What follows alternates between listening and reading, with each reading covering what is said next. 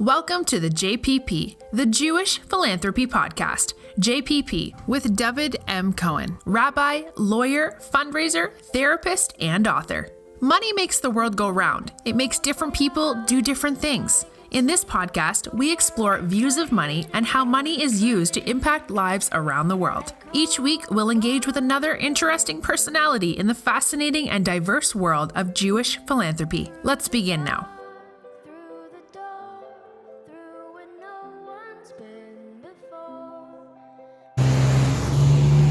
Why come to Car Sharks? Why not? Our core beliefs and our foundation is built on customer service. No does not exist in our vocabulary. Think Amazon for cars, except we'll go to the Gaza Strip and back in a yarmulke for you. Service doesn't end when you get your car. Every single customer has my personal cell phone number. So if you're looking for a car, you want to get out of your car, carsharksauto.com or 516-399-1500. Our guest this morning on the JPP, the Jewish Philanthropy Podcast, is the renowned Rabbi Mark Wildes, the founder and director of Manhattan Jewish Experience in Manhattan. And Mark is really one of the transformative leaders of the Jewish people. And I often think about, in life and engaging my own life, I often think about, at the end of my life, kind of what will I have to show for it? And it's kind of, I think it's a good way to assess people. And I have kina sofrim. I have a good type of jealousy of my friend and my colleague, Rabbi Wildes, because he is somebody who has a great amount to show for his toil and his efforts. He has impacted and transformed the lives of hundreds, if not thousands, of Jews over his career. And it's really exciting to have you on the show this morning and to talk about philanthropy, which of course is much broader than just financial philanthropy. It's about giving and impacting and using the talents that God blesses us with to impact the Jewish world. So it's really a great pleasure to have you here, Mark. And I'd love to just begin to share with our audience a little bit about yourself, about your background, where you grew up, kind of just a little bit of your development stages, education, just to give us a little bit of background before we begin the conversation. First of all, thanks so much for inviting me. I consider this a real honor and privilege. This is a mutual admiration society. I'm a huge fan. I have been for many years of you, my colleague and friend, Rabbi David Cohen, and I consider it a great privilege to be invited to speak. We have an interesting, maybe even similar types of background, the two of us. I was raised in a pretty vibrant, modern Orthodox community, Forest Hills, Queens. I was like a poster child for Yeshiva University. I went to more of their schools. And I went to high school, college, law school, REITs, got smicha from YU as well. A lot of my years spent in Yeshiva University. I actually teach a course still at YU, an outreach training seminar for the last 11 years. Oh, wow. And I was really taking a sort of a different trajectory.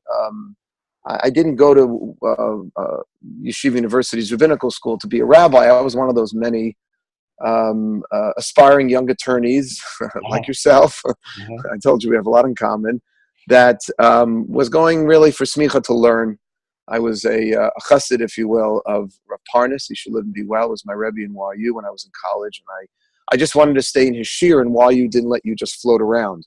You had to be in a program. So I enrolled in REITs in the rabbinical school, not to become a rabbi, but just to continue to study under my rebbe. And then I got bit as I was developing my career in law and international affairs. I was very caught up in the Soviet Jewry movement in college and in graduate school. I used to work for the Coalition of Free Soviet Jews. And I was going to combine my law degree with a master's degree in international affairs, which I got from Columbia, to become an advocate on behalf of Soviet Jewry. I had already been doing lobby trips to Washington for years, and I studied in the Harriman Institute for Soviet Studies at Columbia, specifically to become a Sovietologist.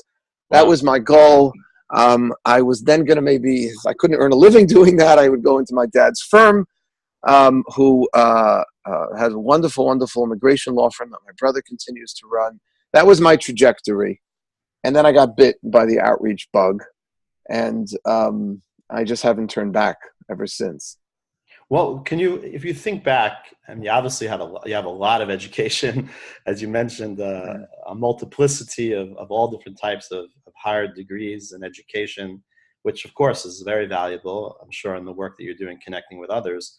Was there one point where you just kind of said to yourself, like, what was like the transition point? What was kind of like the shift where you kind of got excited and said, you know what, I'm gonna be an outreach professional. I'm gonna bring my Jewish brothers and sisters closer to Yiddishkeit, to Judaism. What was there one moment, or it was just like there were a lot of moments, but I would say probably one or two. One was when I did my shimush at YU, my apprenticeship. I started a beginner service in Forest Hills, Queens. I plastered 108th Street, Yellowstone Boulevard, and my hometown. I just plastered it with flyers. I'd never done this before. I got this video from Rabbi Ephraim Buchwald of the National Jewish Outreach Program. I'd done NCSY, but I'd never really done adult outreach. And the first Shabbat, 8 people showed up. And I was like in love. I loved it. I could tell you all their names and where they're at now. This is a long time ago.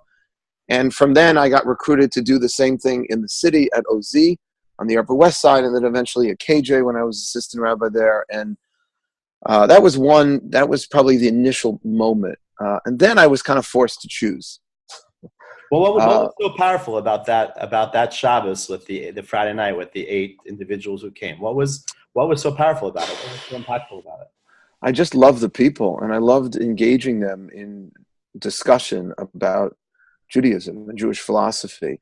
They were smart, intelligent, well-educated, but largely, I don't want to use the word ignorant. It's not a very positive word, but largely unaware of just what Judaism had to say about almost anything. And I loved being the guy that was bringing it to them. I just get such a thrill. To this day, I'm doing this 25 years now, 20 years with MG, and then 5 years before that. And I just get such a thrill on being able to share these ideas.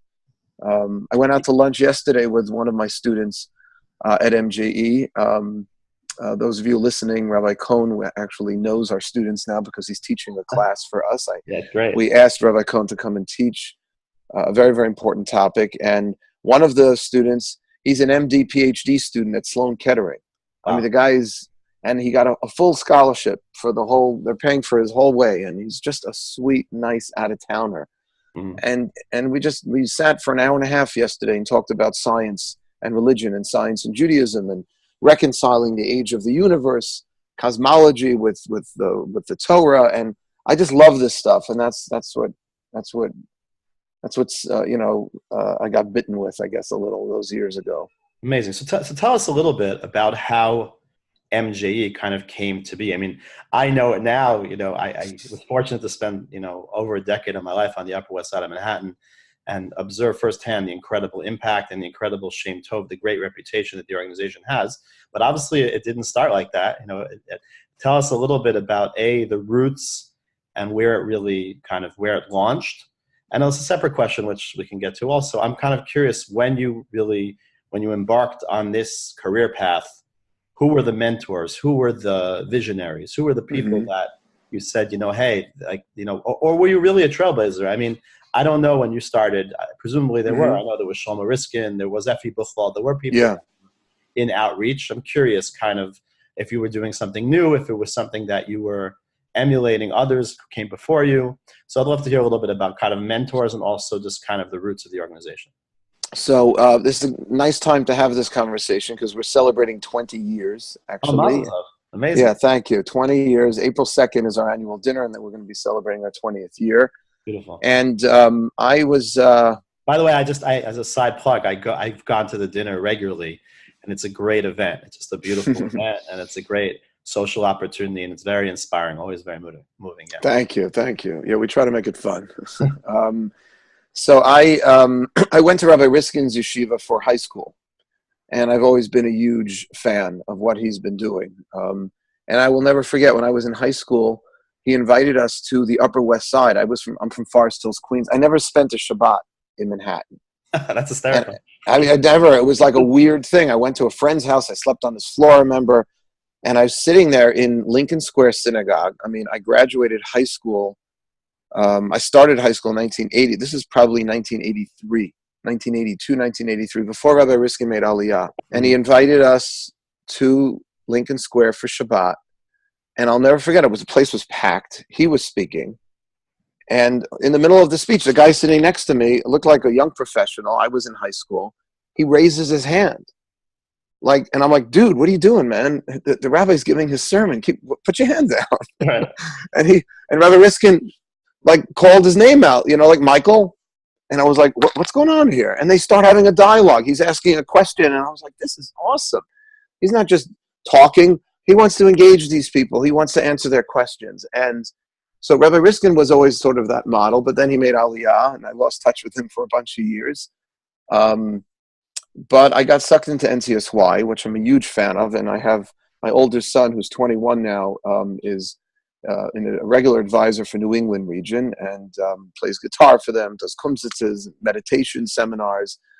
And I started out in outreach through NCSY, actually New England and Central East region. I did that for 3 years. Okay. I did it initially through my band. I'm a drummer, and those are the only gigs we could get in those days. So NCSY, Rabbi Riskin, and then somebody told me about this guy, Effie Buchwald, Rabbi Ephraim Buchwald. Mm-hmm. And I started a beginner service as part of the National Jewish Outreach Program. Mm-hmm. He then recruited me to write a curriculum for him. I wrote a curriculum for a basic Judaism course for him. And he became a mentor and a teacher, especially because my wife graduated from his beginner service. My wife was a Balat Tshuva, and she heard him speak in Great Neck, where she's from, at a Holocaust lecture. It was taken in by him, started going to his beginner service. And when she was already well into that, that's when we met. And so I sort of met Rabbi Buchwald primarily through my wife-to-be. And he has remained a tremendous mentor and an encouragement to me. I would say my main mentor growing up was Rabbi Joseph Grumblatt of blessed memory. Rabbi Grumblatt was my family rabbi. He was intellectually, for me, and spiritually my go-to rabbi for many, many years. And when I got recruited to the city, it became and has remained Rabbi J.J. Schachter. Rabbi Schachter was the one who brought me to the Jewish Center. He called me up. I knew him, but somehow he got referred to me and asked if I would teach a course at the Jewish Center, not for Jewish Center members. He said, here I am on West 86th Street. There are so many unaffiliated Jews living in the vicinity, and we're not doing anything. The Jewish Center at the time was running some outreach programming. I think they had a Hebrew crash course, and they did turn Friday night into Shabbos, but they wanted a class. And he asked if I would teach an ongoing course on behalf of the Jewish Center for those who are less affiliated. Mm-hmm. It's actually how I met my wife initially. She came to that class, and the room you just taught in last night, Rabbi Cohn, is the room where I taught that class. This is before MJ ever started. And when I needed a place to hang my hat, so to speak, Rabbi Schachter basically invited me in to the Jewish Center, found me space in the building, and just gave me whatever support I needed to get this off the ground.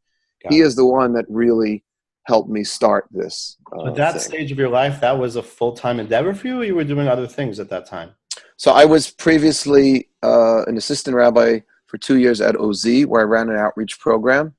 That was after my Queens experience that I shared with you before. Mm-hmm. And then I got recruited to the east side by Rabbi Lookstein to be his assistant, to be the assistant rabbi there.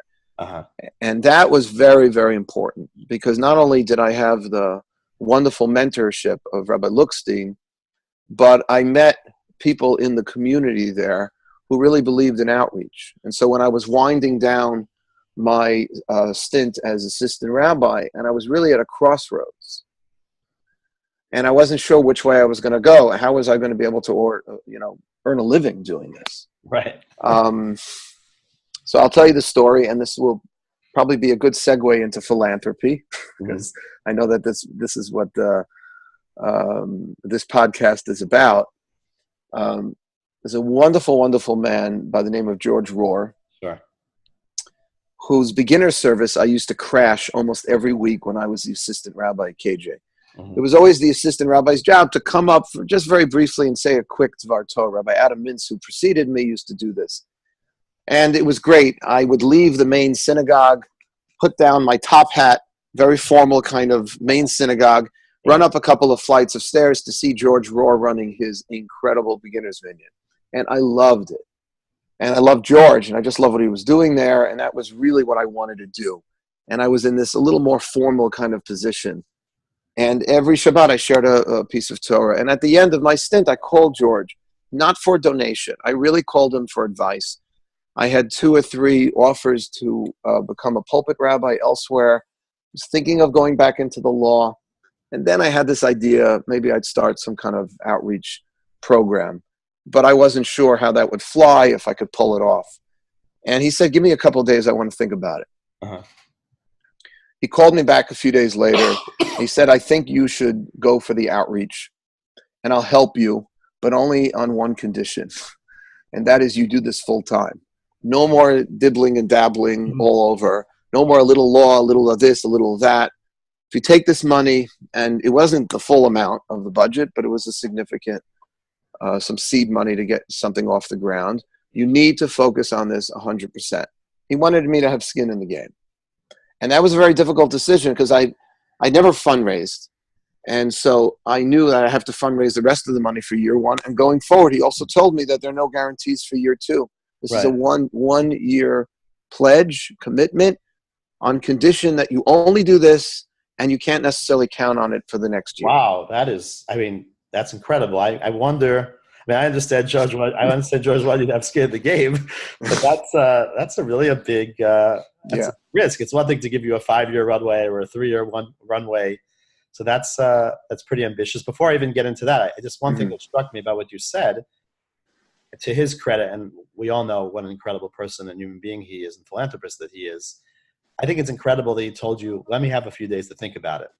This is like a simple point. But a lot of times we ask people for advice, we ask people for guidance. They barely know us, or they know us. It doesn't matter. They often just like shoot from the hip. And I found in my own experience that people that are genuinely authentic and really want to help, and it's a really serious query, they will actually say, you know what, I want to think this over. And I'm sure he really took the time and thought it through, which is amazing. It's by the way, Rav Weiss, Zecher Tzadik Livracha, who's my Rebbe for Yoredea up at YU. Right, sure. And so Rav Weiss taught the Yoredea Shir at least 40 years. And we would sometimes ask him a question, and he would say, I need to get back to you.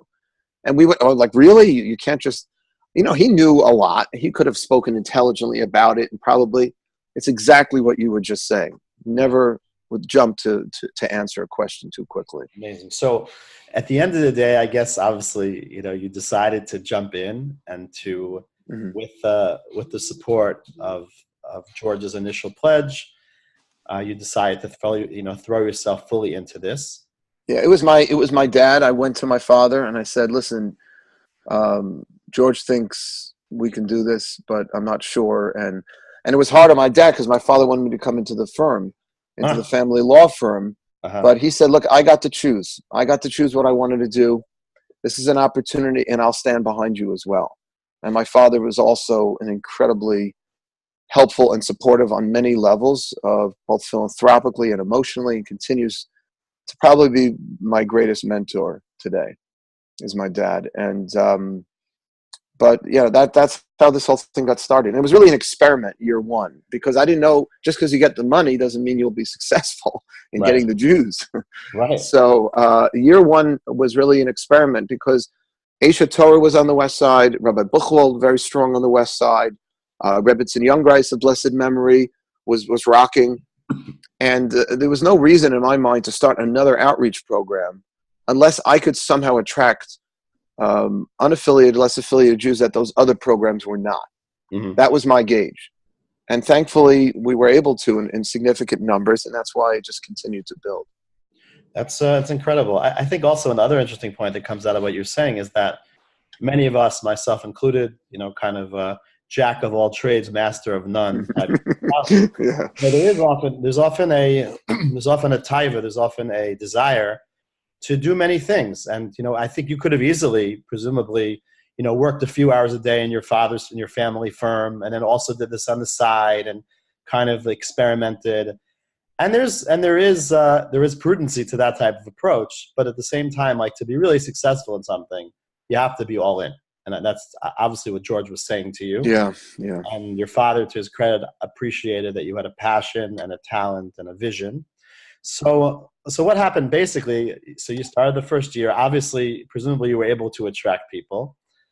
How did you continue with funding it? What did you know? You said you had no fundraising experience. I had no fundraising experience, and I had basically George's help, my dad, a few other people from the KJ community.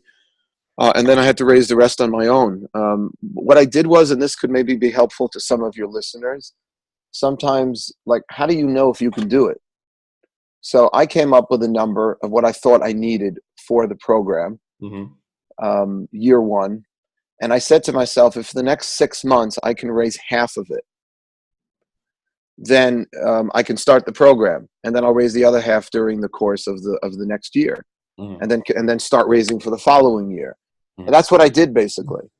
I had basically a $200,000 budget year one, and I said to myself, if by the time I start this thing in the fall, I can raise 100, then I'm going to go forward.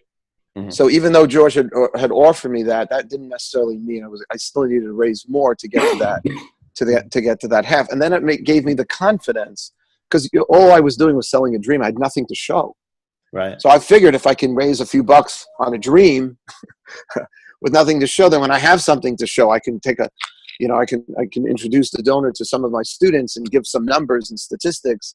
Then I'll surely be able to hopefully raise the rest. But now it's 20 years later, and the budget is close to $3 million a year. Wow. So that it's as you know, it's all relationship building, but it did not start with any real, and I'm not saying this is the way to go about it. This is just the way I did it. Right. But it was all just a passion and trying to raise monies to be able to fulfill a certain, goal and dream. But that seemed sufficient. Let's fast forward a little bit, kind of to, the last 5-10 years. You're certainly considered amongst the chevra, amongst those of us that work in the Jewish communal field, as really one of the highly successful model fundraisers, somebody who has great tact, somebody who has great acumen with people, very, very skilled, raises more than, one would expect to raise. I'm curious, kind of in the sense, but you're also the head of an institution. You're also, I saw you in action, you're teaching, you're strategizing. How do you do it all? Kind of, how do you compartmentalize and organize your day? Obviously, you have to raise a lot of money, $3 million budget, and you have obviously a team of people that work on that, but you're the primary breadwinner for your institution. I'm curious how you structure your time. How do you go about being able to ensure you're doing that, and at the same time having time? We're going to talk about the book that you recently wrote. I mean, how do you have time to do it all? I'll tell you, it's a necessity. The book and everything I do, engaging my students, going on that hour-and-a-half meeting yesterday with that medical student, I wouldn't be able to fundraise, honestly. I just wouldn't be able to spend the huge amount of hours it takes to cultivate these donor relationships, and I just couldn't do it if I didn't have the other side of what I do, which is the teaching, the writing, the engaging with my students. If I just would just cease to be happy enough with this kind of work. And there are people who can find really sipuk nefesh. They can really find satisfaction of the soul in just being a full-time fundraiser. And my yarmulke is off to them. I just couldn't do it. It pumps me, and it allows me to ask people for money, which is not always the easiest, simplest thing in the world. Even after 20 years, I still find it challenging, to be honest. It's hard. It's hard. You know this from your own work, and fundraising is incredibly difficult and challenging. And on one hand, I was about to answer your question by saying it's so hard balancing both, but now I'm saying I couldn't do it without the other thing. Yeah, it's I brilliant. literally, What you're saying is brilliant. I mean, because it hit me. I have it interesting. I mean, in my fundraising job, I'm a full-time fundraiser, but I do a lot of other things right. outside of that. So I'm not really. It's interesting. I'm not doing the other things in the realm of the fundraising I do, but I am doing other things that give me CPUC and give me, 100%. It's so important. But I hear what you're saying also, that it really informs your work, because you're coming from a meeting with a student and you're scintillated by the issues that were raised and the potential of that student, and you're bringing it to the prospect or to the donor. That makes you a much more effective, besides of course nourishing yourself and giving you the drive and realizing how important the work that you're doing is and pushing through the challenges. It also very much just informs your ask, and it helps the prospect or donor appreciate that you're living this work and that you feel the impact that it makes, and you're able to, a lot of fundraising is transference. You're able to transfer that someone who's not fully engaged with the work or what the organization is doing would probably have a very hard time transmitting that the passion. 100%. 100%. So you've been probably through the ups and downs. I mean, 20 years, the economy has been up, the economy has been down, the stock market has been up, stock market has been down.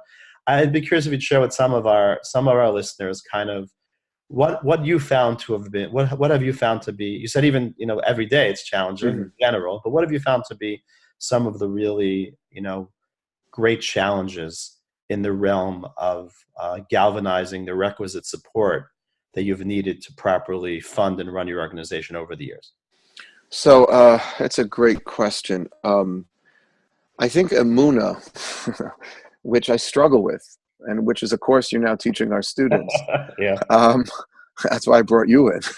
I really struggle with, I'm envious of these Chabad rabbis that build buildings on pledges that haven't even been made. Yeah. I just can't operate like that. I'm more of a careful, deliberate,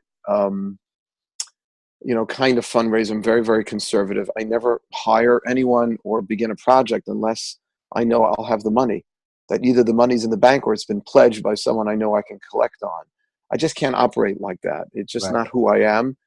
So, but it does require a decent amount of emunah to believe, of faith, and not only in yourself, but just really in the whole system, that you're going to be able to make it.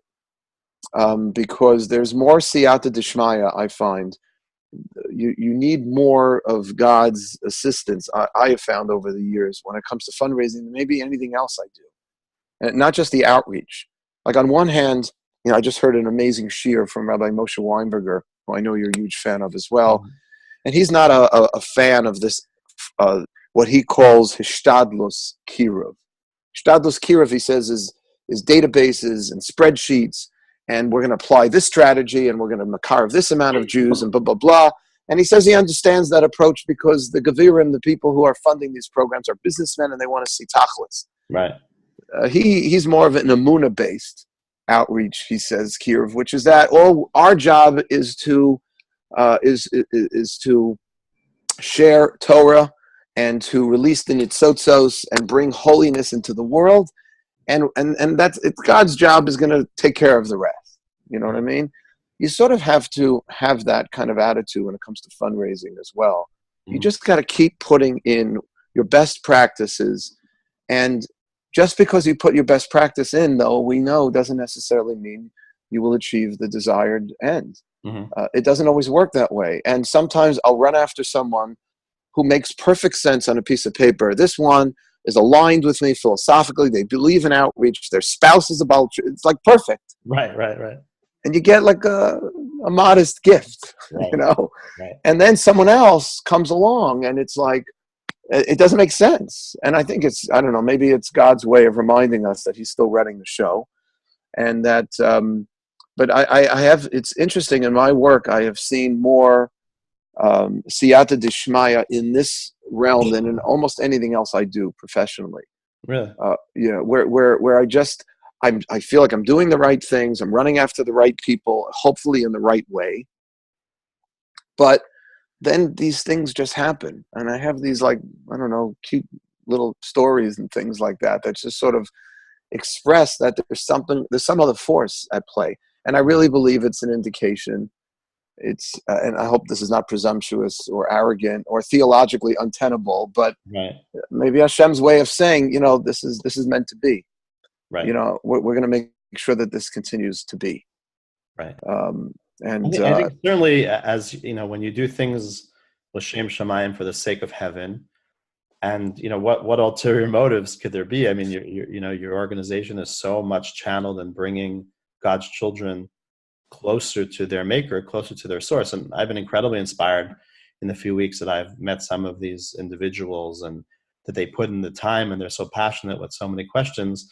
So you have a great, you have a great product, Baruch Hashem. You have a great cause, and it's probably very heartwarming and reassuring for you, certainly in difficult times, when the money doesn't flow as easily, to feel that the Rebbeinu Shalom is looking out for you, that you have partners that care.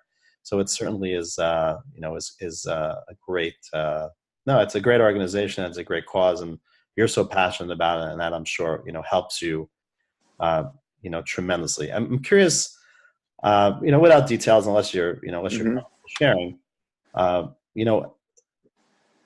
was probably the biggest fundraiser? You have a yearly budget, obviously, etc. Like, what was probably the largest gift? Maybe it's a gift you solicited that you didn't get everything you asked for, but what was kind of your ambition? What were you trying to accomplish? Well, it's interesting. I don't really have I don't have a sugar daddy. We've never had that. Now, there are positives and negatives.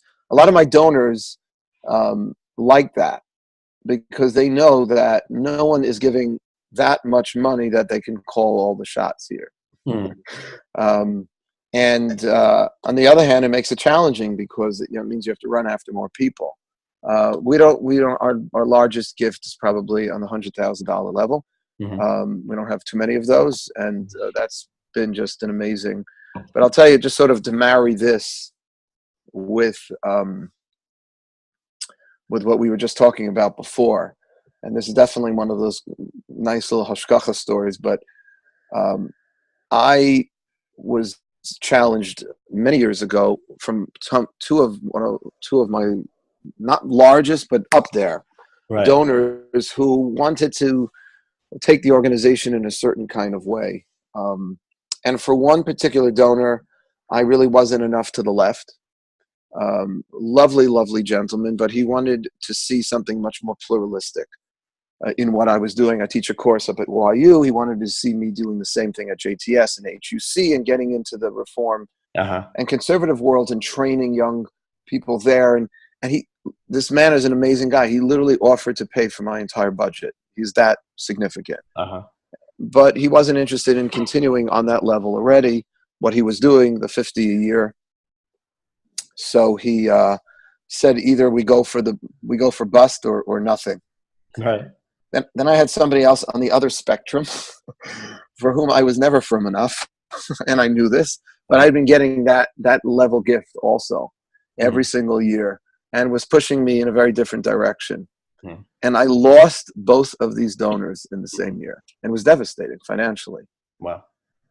And I will never forget this. There was a gentleman who I knew through my brother.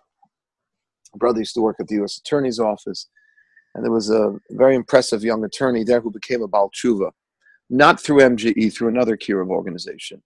And friends of his wanted him to have his Afruf. He was getting married at MGE. And I said, sure. I wasn't really clear why they wanted to do it at MGE. They thought it would be a good environment maybe for the family that wasn't observant. And I hosted him and the whole Afruf, and it was great. And then some woman calls me up out of the blue and says, there was somebody there, a guest, who was impressed with the minyan and the people coming and the way you ran it, and he's going to come, and he would like to talk to you for a few minutes. And he walks into my office, and he hands me a check. Okay. And of course I don't look at it. Right. Not I wait, I sit him down and talk a few minutes. Thank you. I appreciate the support. Well, the work you're doing here is amazing. And he gets up and he leaves. $100,000 unsolicited. Amazing. And it happened right after I lost the second 50. Wow. So it's really a hashlama. And I was like, who is this Malach? Eliyahu Hanavi just literally walked into my office. And I was going nuts because I was already making huge budget cuts, trying to figure out how to survive the year. And bam. So, yeah. That's really Hashem telling you not to. I'm curious, actually, just a quick aside. Yeah. The gentleman who was more right-leaning than you were, or moved you more to the right, I understood on the guy on the left wanted you to take your course into JTS. And what did the guy on the right want? So he wasn't really asking anything specific. He was just growing weary of continuing to fund a program that wasn't really reflective of his particular hashkafa. Mm-hmm. He was just always a little uncomfortable the way I was able to get the funding all the years that he funded us very generously was just by showing him our results. Mm-hmm. And every year I would slide the sheet before him and say, look, you're a businessman. I can't believe you're not going to continue to help me because of the color of my yarmulke. At the end of the day, we're about impacting the lives of unaffiliated Jews. Look at the difference we're making. Right. And if you continue to give me money, I can make more of a difference. That was it. That lasted for a few years. And I've seen this, and most people give because they're very comfortable with the person asking them for the money. And I think at the end of the day, he was just a little uncomfortable with me. I'm like a poster child for YU. He's just not in that world at all. Right. Now, we have a lot of other very wonderful Orthodox donors who are much more yeshivish than I am because they're focused on the result. They're not focused on a little hashkafic difference here and there. But he was. Right. But to his credit, he parted with a lot of money for many years, until he had enough, Right. It's amazing also just, what I think a lot of us in fundraising recognize and appreciate is not always so easy to accomplish. And you had the good fortune that the donor came to you. I think, to be most effective, besides telling prospects and donors about our product and the amazing work that we're doing, I find something you can show them a video. It's helpful, but there's nothing, feeling the fabric, coming to the minyan, for us, it's coming to a family retreat where we have thousands of people with special needs children and their families. Right. What that is and what that looks like. I find often it's very difficult. People are very busy, and to get them to come. Very, very hard. Very hard. Work, but at the same time, like when they do that, you can see it has the power to make somebody give a six-figure unsolicited gift. Mm-hmm. I mean, it speaks to how powerful the work that many of us do, if only we can, somehow get people to experience it more and feel it more. I think it's a great way to have success in what we do. Yeah, I mean, I have the same issue. Ideally, that's the best way, is getting people to see what you're doing. Mm-hmm. Rarely, but it will happen once in a while. A donor will say, let me meet some of the people. So we did this, and we brought a group of 8 or 10 of our students to someone's conference room, and we just had a nice schmooze and discussion, learned some Torah together, and it was great. But most of the time, as you probably know, the donor is busy. Right. You can't get them at that particular time. They don't want to be bothered, So the video could be helpful. I've brought sometimes students with me to meetings. I find it a little awkward. Right. I feel bad for the students. It's a little weird. You can't really talk. A lot of times you want to get into the kitchen of the person. Yeah. It's hard to do that when it's not private. It's also. Right. But on the other hand, they can make a much better case. I'll tell you one other thing that's important is, and I'm sure this is kind of fundraising 101, but you have to really see what moves that person. So one of the first questions is, what are your passions? Right. What is it that you're giving to? And trying, obviously, to marry what you're doing with the person's already existing passions, because it's very hard to change people's perspectives necessarily. But I was fundraising. I was in an executive's office once, and I could tell it was not going well. And he was a big APAC supporter. Mm-hmm. And I love APAC. We bring groups to APAC every year. I worked for APAC in my previous life. Right. And he had to take a call. He walked out of the office a minute, so he gave me a minute to gather my thoughts. And I was getting the old, you're not curing cancer. You're not really solving the problems that I care about. Right. So I had a minute to gather my thoughts, and then it struck me. And he came back, and I said this to him. I said, I go on the APAC conference every year, and it's unbelievable. But what's going to be in 20, 30, 40 years? Who's going to continue to go and support Israel if we don't somehow pull out as many of these, Jewish men and women, our brothers and sisters from the woodwork? If we don't inspire people, the people get involved in Israel are the people who care about being Jewish, who care about Judaism. Right. And not necessarily the religion always. It could just be the Jewish people. It could be peoplehood. Right. But, most young people today don't care. Less than 30% of American Jewry has been to Israel, even with birthright. Mm-hmm. It's still less than half of American Jews, significantly less than half of American Jews have even ever traveled to Israel. So I was able to get a little more, not what I wanted, but a little more because the person saw some sort of connection between what we're doing and what that individual cares about. There was a nexus between his passion and you were able to basically address it. It's a great point. Last night after I toured at MGE, so I had a nice time in the car on the way home. So I had an opportunity to speak to somebody who a first time conversation on the phone. And also I asked them that question. I said, by the way, before I ask you for anything, I'd love to just learn a little bit more about kind of what your passions are. Where are you giving charitably? And it was fascinating. This particular person is very engaged and invested with Chabad. He has some family connections to Chabad, but he started to talk about, the selflessness of Chabad and so on and so forth. And yeah, you gain a tremendous amount of insight into where a person's coming from, what speaks to them. And right, it's always about the donor. It's always about the customer. Absolutely. That's fundraising 101. I wanted to transition a little bit, talk for a few minutes about your book. Baruch Hashem, it's a major accomplishment to write a book and have the book right here for our viewing audience. It's called Beyond the Instant, Jewish Wisdom for Lasting Happiness in a Fast-Paced Social Media World. I had a chance, a little bit last night to skim through it and to look at it, and I look forward to reading it with greater depth over Shabbos, which when I have a few minutes, hopefully to Friday night to do some reading. I'm curious, what inspired you to write a book? Kind of what motivated you to put your Torah, put your thoughts into writing? So two things, I think. One, I want to just keep sharing wisdom, specifically Torah wisdom, with the less affiliated. I feel, and this has kind of been my approach to outreach, everybody's got their own little niche. My approach has always been to impress people with the profundity and wisdom of Judaism by demonstrating its relevance to real life, everyday life issues that my population, 20s and 30s, millennials, are struggling with. Mm-hmm. So happiness issues, career, professional advancement issues, finding a purpose and mission in life. Millennials are challenged and interested in finding meaning. There are all sorts of amazing studies being done.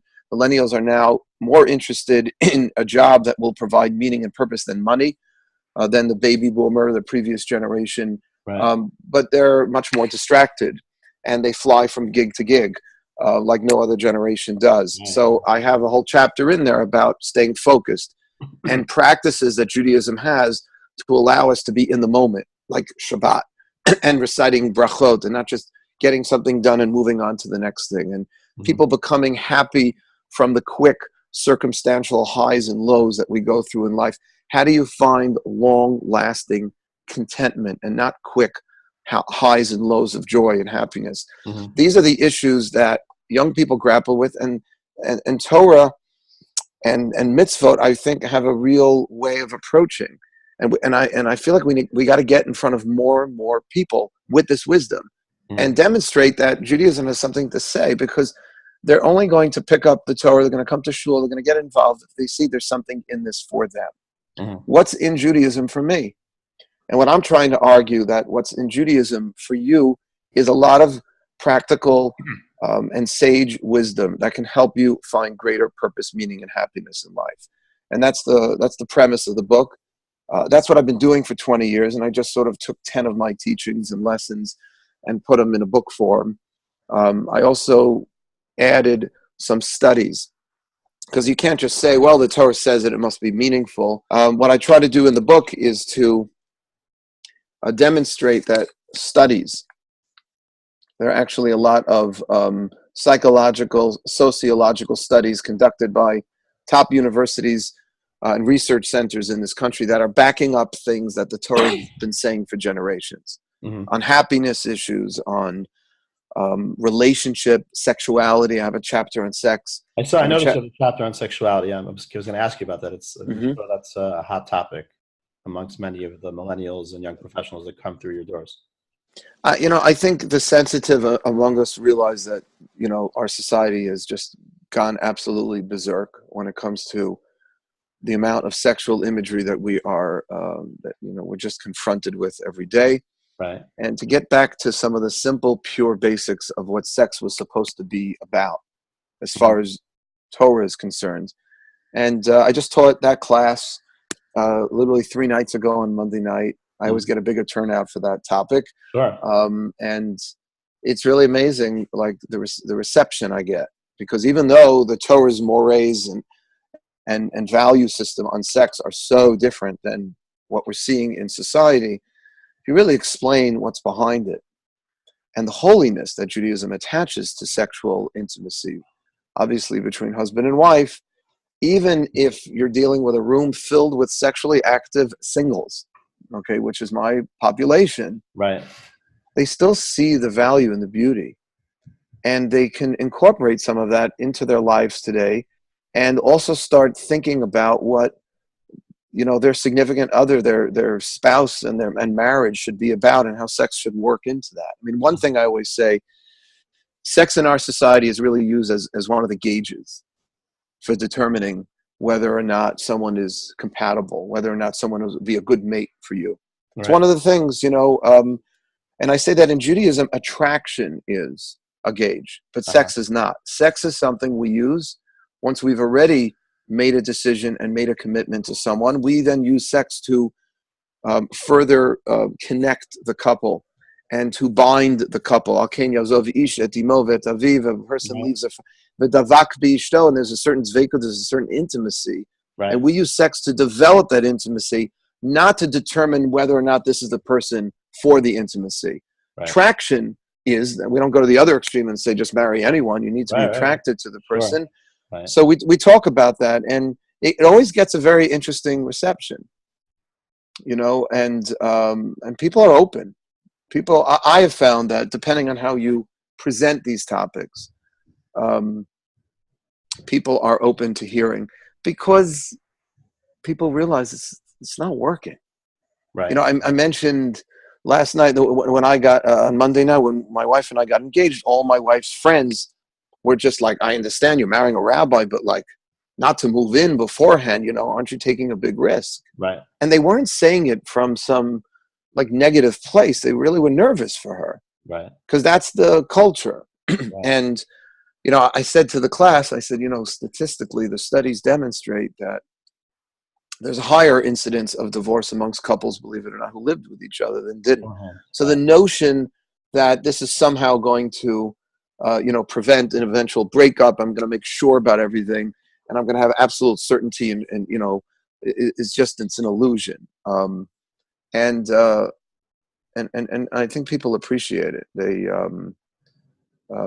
especially if you get into some of the spiritual depth of what's behind. I share some of the Gemaras and passages in the Talmud that touch on intimacy, and just the idea that a rabbi and Judaism speaks positively about sex. Right. Huge. I mean, you're talking to people about the issues that affect their lives, and you're giving them a fresh perspective, a new perspective, and something I think, in their core, in their gut, that they know is authentic and true, even if they're not necessarily, their lives aren't resonating with it fully yet. That's a lot of what I've gleaned a little bit in working with your students, and I'm sure you see a lot, that there's this constant push and pull between what we're realizing is truth and where we are today in terms of our practice, and kind of bringing those two things together. And I'm sure, particularly in the realm of sexuality, that's very, very pronounced. I'm curious, having been an author myself, and I think, if I'm not mistaken, the two of us are going to share a panel. Yes, I'm looking forward. In Boca Raton. The weather's gotten a little better here in New York, but the last week of February, Rabbi Wildes and myself and a few of our other colleagues are going to be speaking about our written works to an amazing group of rabbis under the tutelage of Rabbi J.J. Schachter. I'm curious, we'll hear more about it then, but I'm curious kind of quickly, what has surprised you? When did this book come out? I think it came out, like 6 months ago, a year ago? When? It came out, I purposely had it coincide with high holidays, Rosh Hashanah, Yom Kippur, because that's a big time in my world where a lot of my students come out of the woodwork. And it's done really well, thank God. I specifically looked for a non-Jewish publisher because I wanted to get it out there. I wanted it to be in Barnes and Nobles. And who is Sky Shore Publishing? Who are they? Skyhorse is like a mid-level. They're great. They've been around for many years. They put out many books. They have a great reputation. They're not, it's not Random House or Yale University Press, but they do a lot of different genres. I was looking for a publisher that had experience with self-help books, because that's really what I wanted this book to appear as and be seen as. And it's really a Jewish self-help book. So that's why I went with Skyhorse. And it was my first time doing this, and it's just been a lot of fun. It's been getting really good, reception. My focus has really been getting it out to people in their 20s and 30s who are not connected, and that's the bulk of the people buying it. But Rabbi Schachter, who you just mentioned before, was kind enough to edit the entire work. He went over the whole thing and made some comments here and there, which I incorporated. It was very helpful. And he said to me, Mark, I know when you're writing this, you're thinking about a 25-year-old, less affiliated Jew. I'm a 65-year-old Orthodox rabbi, and I'm really enjoying this. So I would not limit this to the less affiliated. There's a lot of really good information in here that a lot of people could benefit from who have been observant Orthodox their whole lives. So I'm starting to market it a little more in the mainstream as well. So I've got it in a couple of Jewish, West Side Judaica and in Teaneck, and in the 5 towns. It's in a couple of Judaica shops as well. I teach this course up at YU. I gave them a discount, but I had them all buy my book, my students, because I wanted them to use some of the Torah information here in their own teaching. What's been the biggest surprise to you from the process of publishing a book, putting it out there? How much time this thing takes? Yeah. It's a big time suck. It's like, I just thought I would write it, get it out there, and it's, you have to really have a plan as to how you're going to launch this. We did a launch party here. We had over 300 people. It was great. But, that took time, and just getting blurbs. I have a lot of, you can see on the book. Yeah, some great blurbs. Yeah. Mine Bialik, she wrote a beautiful thing, posted it on her Facebook about the book. And, just getting people like that to say, this is great, read it. Right. It goes a long way. So I would say the biggest surprise is how much time. Right. But it's time I'm enjoying. Right. I prefer to do this than the fundraiser. Right. The work begins, as many of us learn, the work begins kind of after the book is published. Right. I was surprised that when I finished my book about 3 years ago, I was drained. Like, I wasn't in a rush to write another book. In fact, at a certain point, I wasn't even sure I was ever going to write another book. Right. I've kind of shifted on that a little bit in the last few months, and I am kind of getting excited about the project. But it's a process. It's a multi-year process, conceptualizing, getting the work accomplished, and then the postscript. So that's for sure. I wanna kind of wind down our interview.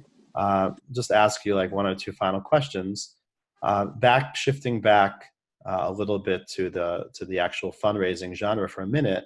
I'm curious to hear, just for our audience and our listeners, some of the people you consider to be kind of the top fundraisers in the Jewish world today, other than yourself, of course, and kind of just, and what are you seeing out there today, just 2019? What are you seeing out there in the world? Yeah. So it's a great question. So this is actually an opportunity. I just got the terrible news yesterday that Rabbi Yechiel Eckstein, Yes. Oh wow. of blessed memory, passed away. Amazing fundraising. I mean, I was just gonna. I really meant when we started to mention his name and to sort of maybe we'll do this Limafreya retroactively. Just say this really in his memory. I got to spend last Pesach with him. Actually, 2 Pesachs ago. I'm a scholar in residence every Pesach in these crazy hotels. By the way, in Florida. when I was Rabbi Youngazol on the West Side, we actually had Rabbi Yechiel Eckstein as a scholar in residence in the shul. There's probably, I can check when it was. It probably goes back about at least 5 years, if not more. And he spent the entire Shabbos with us on the West Side, and he spoke to the West Side community. He was such a wow. Yeah. He was such a. First of all, he was just very helpful to me. I was the first time I met him.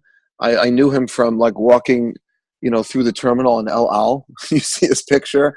I mean, he might have been, just numbers wise, the most successful fundraiser. Right. Over $1 billion I've been reading. Yeah. Yeah. And I think I remember him telling me that his average gift was like $72 or something, because he was raising from the Christian evangelical community. There are a couple of more of them than us. Right. And he was just, seeing him very much on a personal level with his family, watching him daven. I was running the minyan, and he's a very modest, sincere, very l'shem shemayim kind of individual. And one of the last people I thought who would write a check from his personal funds to MJE. I never solicited him, but I was, talking about MJE throughout the Yom Tov, and he sent a beautiful check with such a gorgeous note, and was just a lovely guy. So I think, he and I think he was very, very sincere about what he was doing. So Rabbi Riskin has, as I mentioned earlier, has always been a great. I watched Rabbi Riskin fundraise for my father as a child. Oh wow! Because when I was in high school, I once came downstairs. And I think I was still in elementary school. I was a little kid because my brother is a few years older. He went to Rabbi Riskin's yeshiva as well. And when Michael was there, my dad was a big supporter of the high school and his other institutions. And I just remember coming down once, and he was making a l'chaim with my father. And it looked so normal, and like they were having such a nice experience with each other. Like it wasn't this like painful, gotta fetch, Right. My dad was generally happy he was there. I think Rabbi Riskin was generally excited to be with it was just a nice, and he told this to me years ago. He says, Menachem, the way he speaks like this. Right. He says, remember that you're being mezakeh, the donor. You're giving that person the opportunity to perform the greatest mitzvah. You're a shaliach, and he really believes it. He really believes it. Right. And if you don't believe it and you think the person is just doing you a favor, and I get into that mindset, this person is just basically bailing me out because I got to raise all this money for this organization. Do me a tova here. Just do me a favor and write a nice check so I'm not so crazed. No, this is an unbelievable. We are doing something so important. And if you believe in that, you convey that.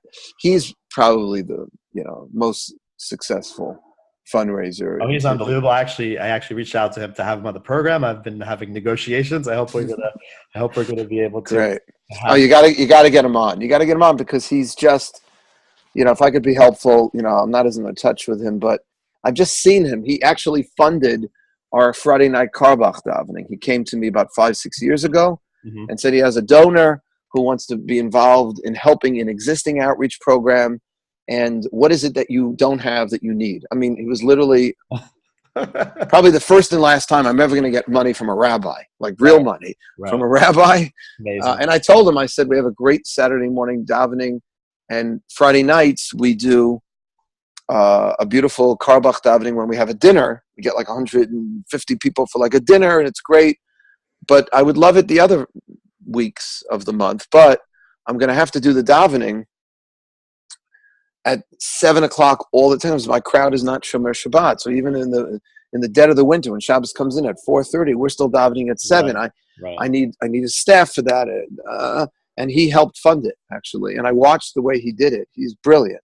But it's all relationships, and he takes himself, he takes the donor, he takes what he's doing seriously. Other individuals in fundraising. I probably could use some more mentors. I watched, Dr. Dobrinsky. He should live and be well. I don't know if you know him from Yeshiva University. Yeah. So he was always like with my dad, And how about Rabbi Lamb? When Rabbi Lamb was time, did you have interactions with him in this regard? So I have interactions, Baruch Hashem, and he should live and be well. We named our fellowship program that you're teaching in for Rabbi Lamb. I don't even know if you know that it's the Lamb Fellowships program. I never had the chance, though, to see Rabbi Lamb fundraise. Mm-hmm. We honored Rabbi Lamb at our dinner Rabbinic Leadership Award. Every year we give it. This year it's Rabbi Blech. We've honored, and we honored Rabbi Lamb one year, and I saw how beloved a personality is in the community by how people were calling me. They want to make a contribution, whatever they could, big, small, medium, and large, in honor of Rabbi Lamb. Extremely well respected, and he should go down as one of the greatest fundraisers of our generation. He literally saved YU from financial ruin in the 70s. Right. And here's what he pulled off. My rabbi, Rabbi Grunblatt, Zichron Livracha, said this when I was young, when Rabbi Lamb became president. He was concerned because Rabbi Lamb was such a prolific author and such a brilliant scholar. Uh-huh. He was concerned now that he's become the president of Yeshiva University, he's going to have to be fundraising all the time and doing all these other important duties as a president. I said this to my dear friend, Rabbi Ari Berman, who's a very close friend. When he became, Rabbi Lamb demonstrated that you can do both. I don't know how he pulled it off. Right. He was writing books. He was essays. But, he was a human being. He couldn't have the direct contact with the students that maybe some other presidents had. But he raised extraordinary amounts of money for YU while he was still putting out incredible scholarship. I got one insight into Rabbi Lamb, and I'll just make this comment and I'll ask you a final question. Many, many years ago, this probably goes back about, a good 20 years.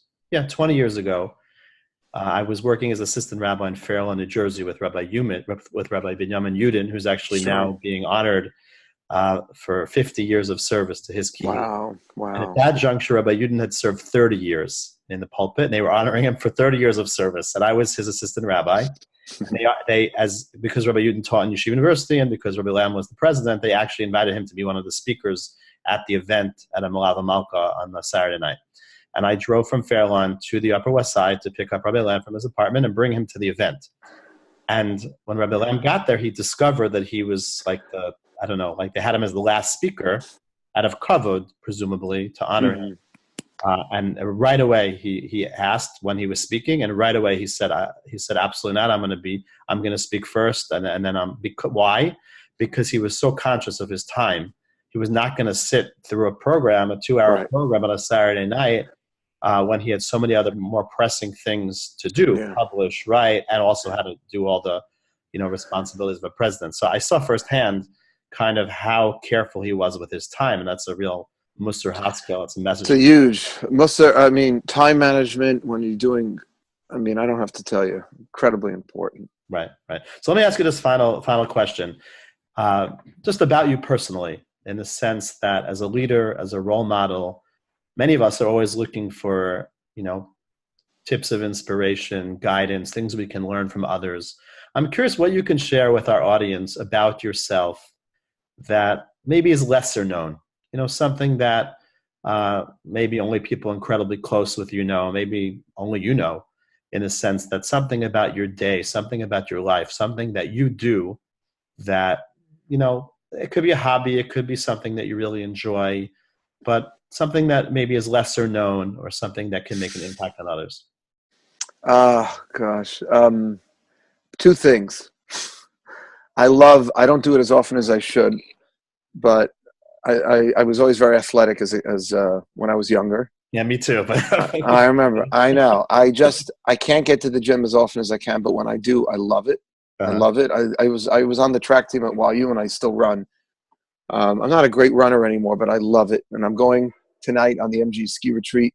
Oh, cool. We're bringing 60 people away for the weekend to Vermont, and I go skiing, and I love it. And it just makes me feel alive. The other thing that's a very personal thing I've been doing since I was very young is playing the drums. And it gives me a lot of sipuk nefesh. I play almost every day. I have a set at MG and I have a set in my apartment. Oh, cool. My neighbors love me for it. Well, I was in your apartment a few times over the years. I remember you. Right. And what I actually want to get back more into is I played for years in 2 or 3 different bands. One was a rock and blues, and the other one was to make money. I played in a bar mitzvah wedding band for many years. When I was in college and graduate school, I did it to make money, and I just love playing. And I probably only play publicly 2 or 3 times a year at MGE events, Hanukkah, Purim. I'm bringing my bongos. I've been getting into percussion the last 7 or 8 years. For my 50th birthday present, my wife was able to get Liberty DeVito, and nobody even know who I'm talking about, but Liberty DeVito for me was like Lahavdil F. Avdalis, Moshe Rabbeinu, but he was Billy Joel's drummer for over 30 years. Wow, okay. I read Modern Drummer, which is a very important drumming magazine, from cover to cover. Wow. And he was always in it, being interviewed. And my wife shows me a video of a Billy Joel concert where he's playing, and I'm like, why are you showing me this video? And then she staged it. Like, the doorbell rings, and she's like, could you just go get the door? And I'm watching the video, and I open up the door, and the guy in the video is standing at the door. I got a 2-hour drum lesson. Wow. Yechidus with the Rebbe, so to speak, from Liberty DeVito. So that really, and it's funny because that's how I got into, kind of full circle, how I got into Kiruv originally, was the drums, because I was playing for some pretty decent bands, and we were doing NCSY. In those days, they made I think a big deal of the band that you got, on the big regional Shabbatons, and I don't know, it just does it for me. It relaxes me. It makes me feel great. It just connects me. There is a spiritual component, obviously, to music, and it's a big part of what I do at MGE. The Karbach davening, the kumsitzes, the unplugged, my percussion, the drums. How often do you get to play? I mean, how often do you sit down and actually? Well, I play every day. I mentioned day. I play almost every single day at home. Wow. I have 4 or 5 guys from MGE that I play with, that I invite to my apartment, or I go with them. And if anybody's listening to this, I'm looking to get back into a band a little. I don't have a lot of time, obviously, but I still go to clubs once in a while and listen to music. I just love it. I'm just very tapped into that.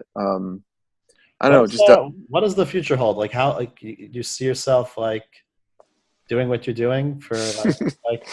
I'm in a weird place right now because it's 20 years, so it's like forcing me to kind of look. I don't know. I love what I do. Do I love running after people for their dollars and cents? No, I don't dislike it, but I don't love it. Right. I love to teach, and I love to write, and I love engaging young people in Judaism and in conversations. My wife and I still have 20 people every Shabbos to our home. Amazing. And I just love that. It's developed my family, my children, into the people we've become. And I'm not ready to walk away from that. So as long as I continue to really want to continue to do this, and people are still want to come to us for Shabbos, I'm still filling the pews, and I guess it'll, at some point, maybe, I don't know if I get washed up, who knows? I won't, be the cool young dynamic rabbi anymore. I don't know. Maybe I'll have to do something different, but you got it. I'm going skiing. I'm going skiing tomorrow. Okay, awesome. So anyway, Rabbi Wildes, I want to thank you so much for being our guest on the JPP. It's really great to have you. We could probably continue talking for hours. I'm sure we will offline. We'll get to spend some time together, hopefully in a few weeks in warmer weather. But really, it's been a great pleasure. It's been a great learning experience, I think, certainly for myself and for many of our listeners. And we really appreciate you taking the time to be with us here this morning. Thank you for inviting me. This was really such a zechus, and you should continue to be successful in all of your incredible endeavors on behalf of the Jewish people. Thank you for listening to the show. If you have any feedback or comments, you can reach Rabbi Cohen at info@rabbidavidmcohen.com or on Twitter, Facebook, LinkedIn, or Instagram. If you have any suggestions for participants in the program or are interested in sponsorship opportunities, contact us as well.